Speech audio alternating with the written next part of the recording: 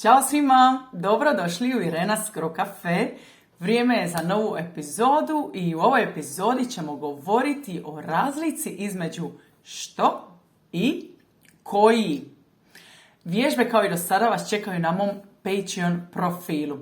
Pa u engleskom jeziku imamo samo jednu riječ za what, a u hrvatskom jeziku možemo reći što i koji. Pa idemo vidjeti prvo nekoliko pitanja sa što.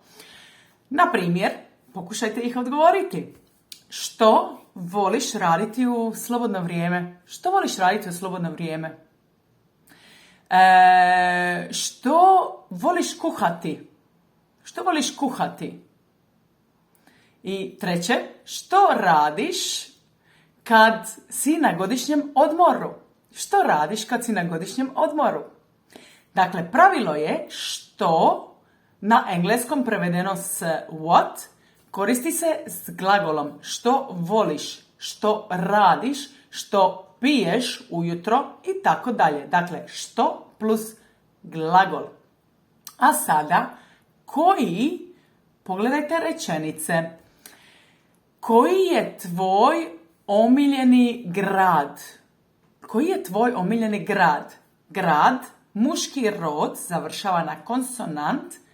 Koji grad? Idemo dalje.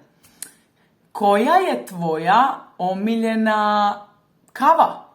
Koja je tvoja omiljena kava? Kava, završava na a, ženski rod. Koja? Koja kava? Koja je tvoja omiljena kava?